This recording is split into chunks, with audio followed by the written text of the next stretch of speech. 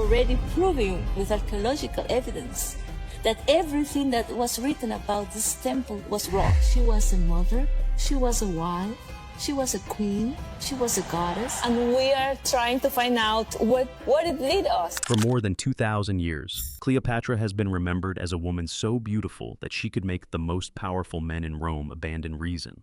Julius Caesar entered Alexandria and became her ally. After Caesar was assassinated, Mark Antony also bound his fate to the Egyptian queen, then lost his army, his reputation, and ultimately his life. From Roman histories to Renaissance paintings and Hollywood films, the explanation has always remained the same. Cleopatra conquered them with her beauty. But the most reliable images created during Cleopatra's lifetime tell a very different story. On coins issued by her own royal court, she does not appear as a flawless beauty. Even Plutarch admitted that her appearance alone was not enough to astonish those who met her.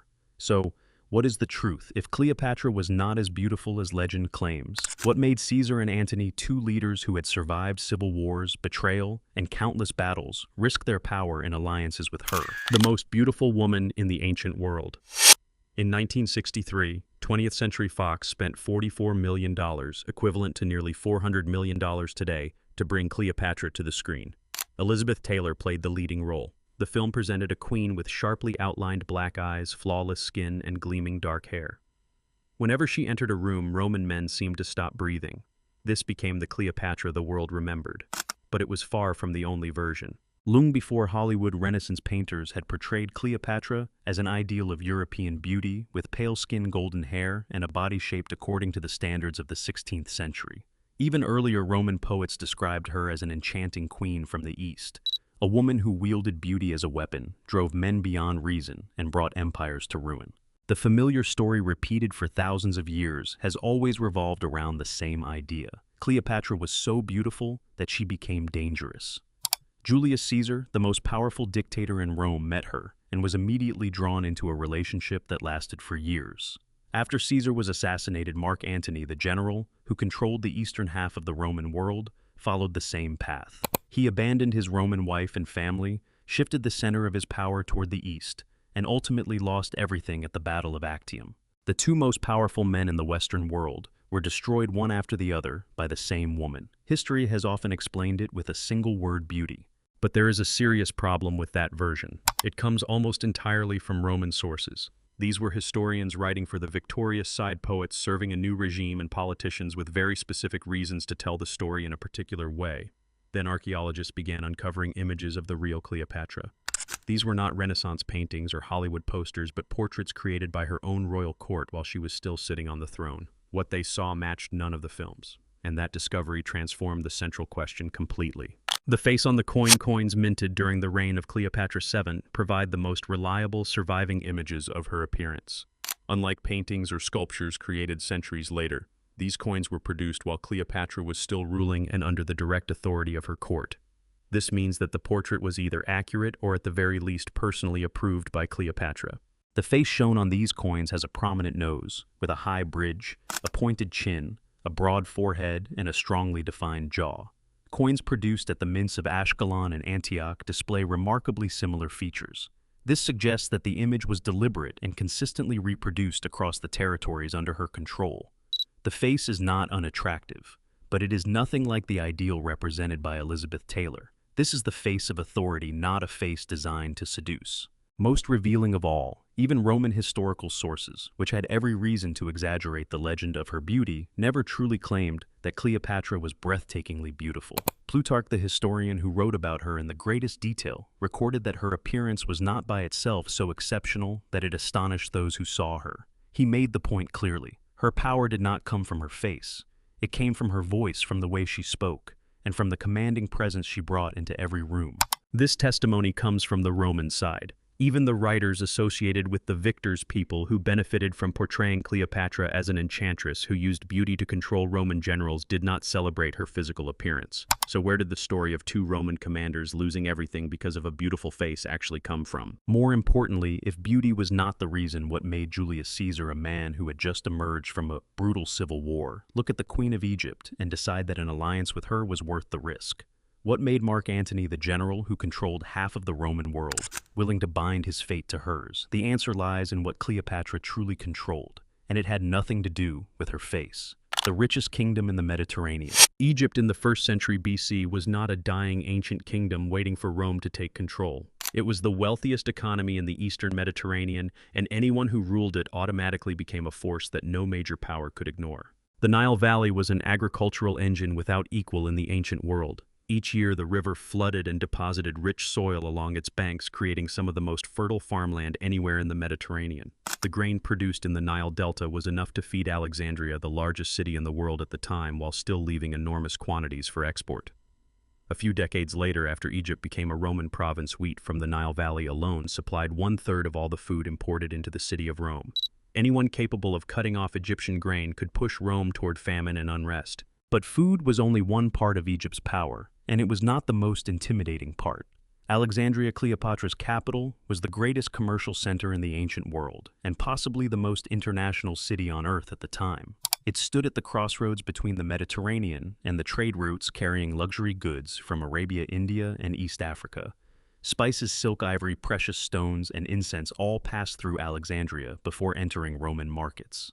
Trade taxes collected at the port of Alexandria produced immense revenue for the Ptolemaic royal treasury, which had accumulated gold for nearly 300 years. The Library of Alexandria, the greatest center of knowledge in the ancient world, attracted scholars, mathematicians, and astronomers from across the Mediterranean. Ptolemaic Egypt was not merely rich. It was the financial, commercial, and intellectual center of the eastern half of the civilized world. From a military perspective, Egypt controlled the gateway to the eastern Mediterranean. Any Roman general planning a campaign farther east, especially against the Parthian Empire, Rome's greatest rival needed Egypt as a logistical base. It could supply grain for armies, provide ships for war, and secure the routes that carried food, weapons, and reinforcements. Cleopatra was not simply the queen of an ancient land. She sat at the center of an economic and military machine that Rome could not seize by force without paying an enormous price. A direct invasion risked destroying the very resources Rome wanted to control. Bribing the Egyptian elite was equally difficult because the authority of the pharaoh was concentrated in a single ruler. The most efficient way for Rome to gain access to Egypt's wealth was to cooperate with the person who controlled it.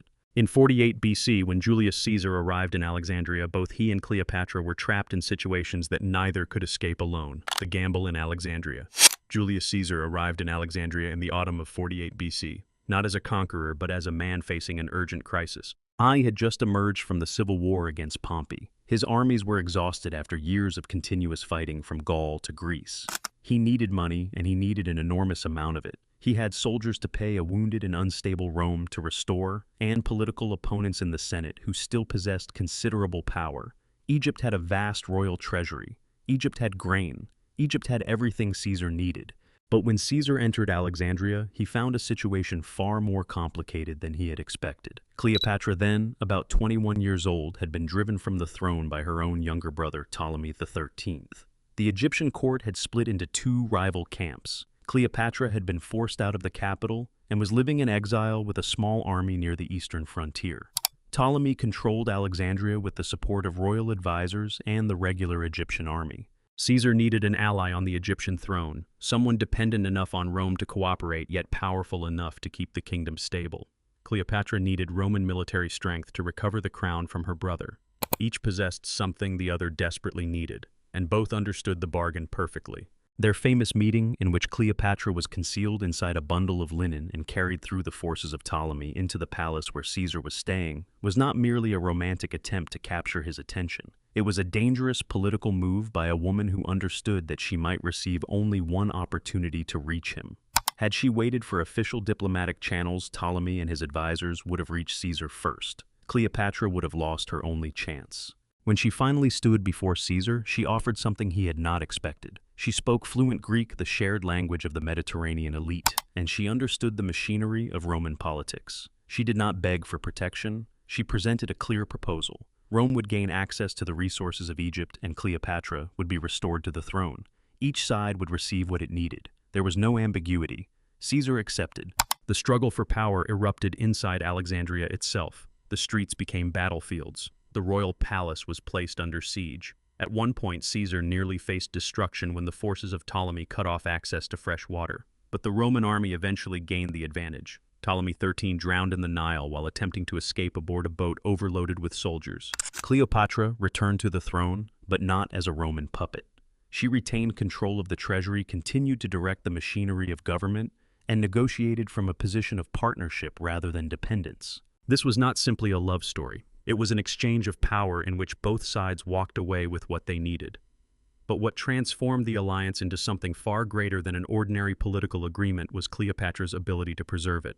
She did not rely on her appearance. She used an entirely different collection of political weapons. The living goddess. The Ptolemaic dynasty had ruled Egypt for nearly 300 years before Cleopatra. The family was Greek, descended from Ptolemy, one of the generals of Alexander the Great, who received control of Egypt after Alexander died.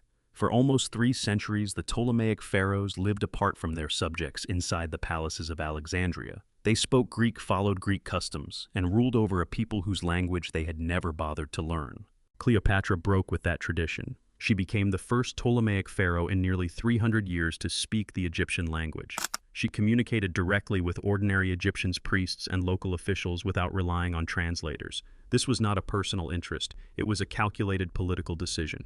When the pharaoh spoke the language of the people, the pharaoh no longer appeared to be a foreign occupier. The ruler became one of them. But Egyptian was only one of at least 9 languages Cleopatra could use. According to Plutarch, she also spoke Arabic, Hebrew, Aramaic, the language of the troglodytes, Ethiopian, Median, and Parthian, in addition to Greek and Egyptian.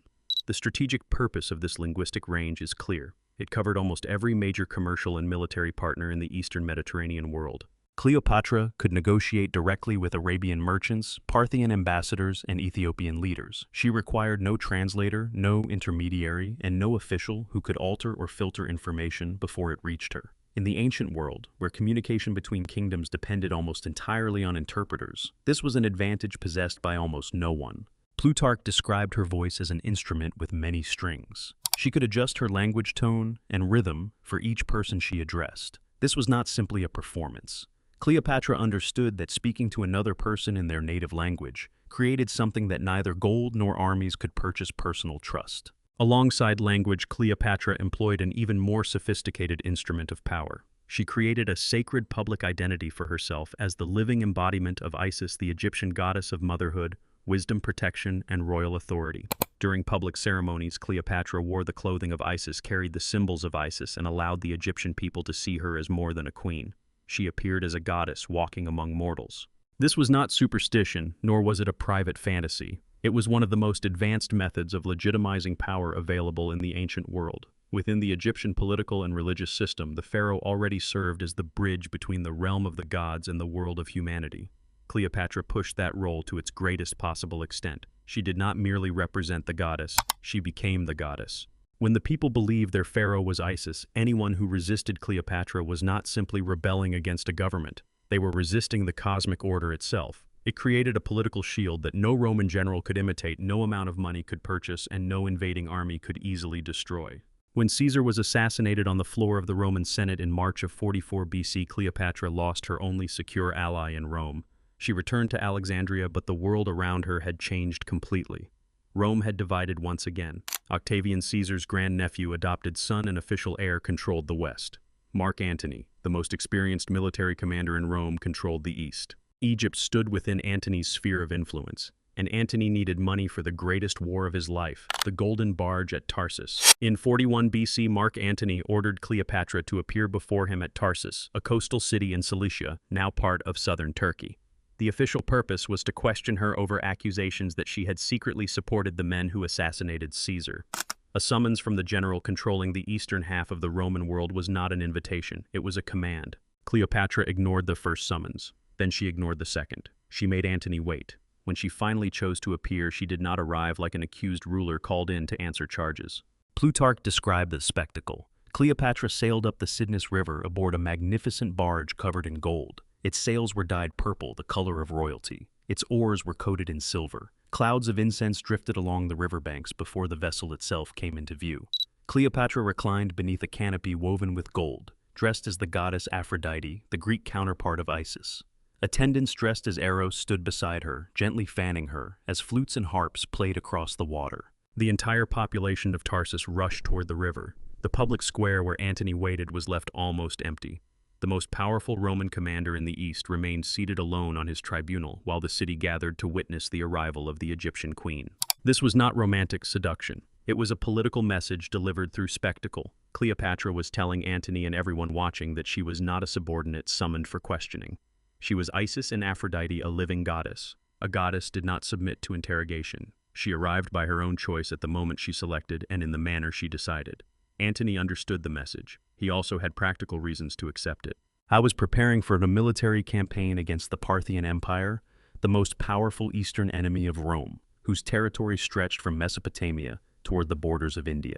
It was the greatest strategic ambition of his life. Julius Caesar had planned the same campaign before his assassination. Marcus Crassus had attempted it and suffered a catastrophic defeat at Carrhae in 53 BC, losing nearly 20,000 men. Antony believed that defeating Parthia would allow him to accomplish what neither Caesar nor Crassus had achieved. Such a victory could place him beside Alexander the Great and make his political position in Rome almost impossible to challenge.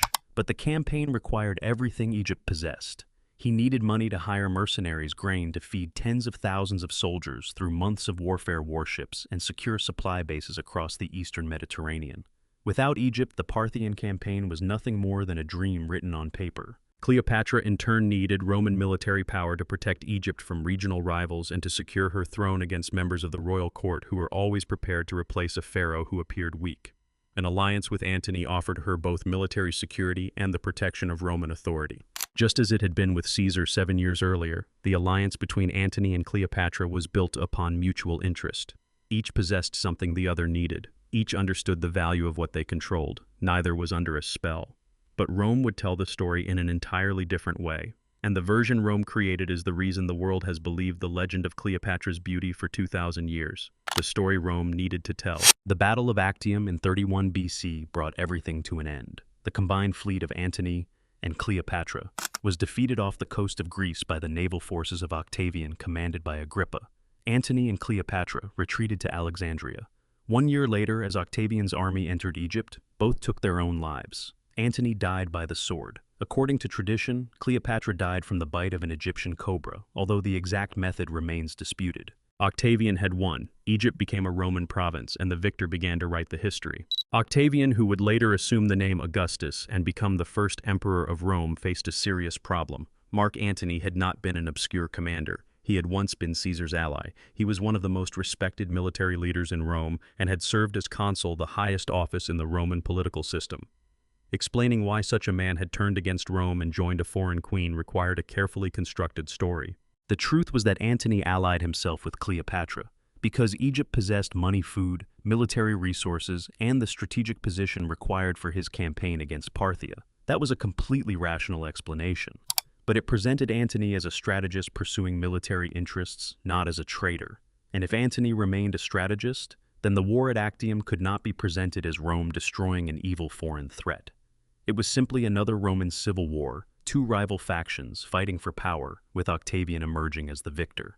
Octavian needed a different story. He needed Antony to appear incapable of rational thought. Antony could not be negotiating according to strategic interests. He had to be under the spell of an Eastern sorceress. Their partnership could not be a calculated alliance. It had to become a story of personal corruption and moral collapse. That version made everything simple. Antony was not a traitor. He was a tragic victim. Cleopatra was not a strategic rival. She was a dangerous temptress. And Octavian was not merely the winner of another civil war. He was the savior who had rescued Rome from an Eastern threat. This story was shaped and repeated by the propaganda system of Augustus himself. Horace, one of the greatest poets of the Augustan age, called Cleopatra a fatal monster. Propertius portrayed her as a sorceress who used the dark magic of the East.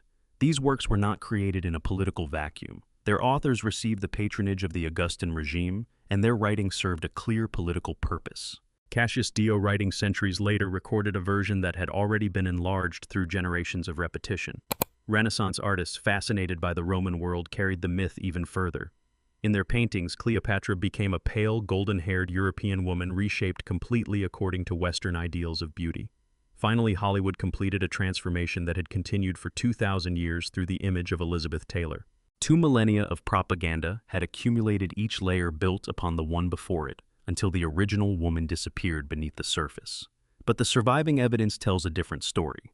Cleopatra VII did not conquer Caesar or Antony through physical beauty. Coins minted during her lifetime reveal a strong and angular face. It was not unattractive, but it was nothing like the Hollywood image.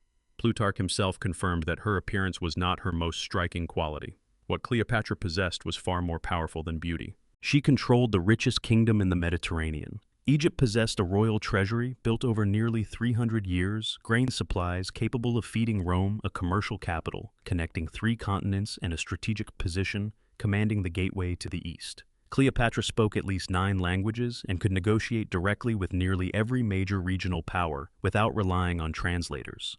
She presented herself as Isis and Pharaoh, creating a form of sacred legitimacy that no foreign ruler could copy and no weapon could easily destroy. She used these resources not to seduce, but to negotiate as an equal with the 2 most powerful men in the Western world. Caesar and Antony were not bewitched. Both were experienced military leaders who had survived civil wars, political conspiracies, and countless battles. They were not men who abandoned reason because of a beautiful face. They saw in Cleopatra what any serious strategist would have recognized: money, grain, military access, strategic geography, and an ally intelligent and decisive enough to keep the entire system functioning.